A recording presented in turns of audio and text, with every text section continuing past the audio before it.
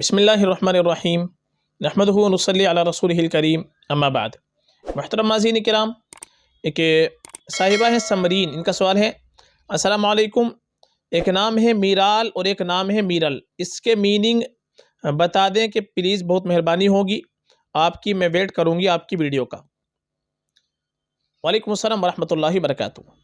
देखिए, जो नाम आपने पूछा है मीराल मीरल, ये जो लफ्ज़ आता है मीराल या मीरल, ये हमने काफ़ी तलाश किया, तलाश बिस्यार के बावजूद जो उर्दू, अरबी, फ़ारसी डिक्शनरियाँ हैं, जो हमारे यहाँ की मुतदाबिल डिक्शनरियाँ हैं, उनके अंदर तो ये लफ्ज़ कहीं से कहीं तक हमको नहीं मिल पाया है।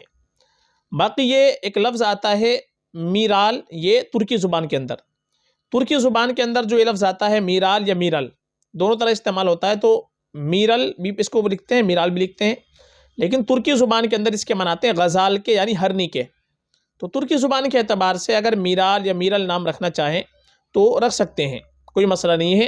तुर्की ज़ुबान के अंदर इसके माना अच्छे आते हैं, लेकिन चूँकि हम तुर्की ज़ुबान जानते नहीं हैं, इसलिए हमारे लिए मुनासिब नहीं है। हम अगर नाम रखें तो अपनी ज़ुबानों के अतबार से नाम रखें, रखना चाहें तो रख सकते हैं, कोई मसला भी नहीं है। तुर्की ज़ुबान के अतबार से माना इसके सही है। बाकी बेहतर हमारे लिए है कि जब हम अपनी बच्ची का नाम रखें तो सहाबियात के नामों पर रखें, ये बहुत बेहतर होता है। नेक ख़ातिन के नामों पर, अज़वाज मुतहरात के नामों पर अगर हम इन नेक ख़ातिन के नामों पर नाम रखेंगे तो इंशाअल्लाह हमारी बच्ची के अंदर उनकी नेक सिफ़ात पैदा होगी। इसलिए बेहतर हमारे लिए है कि हम सहाबियात के नामों पर नाम रखें, नेक ख़ातिन के नामों पर नाम रखें, और ऐसे नाम रखें जो अच्छे माना वाले नाम हों। बाकी तुर्की ज़ुबान के अतबार से देखा जाए तो ये नाम रख सकते हैं, कोई मसला नहीं है।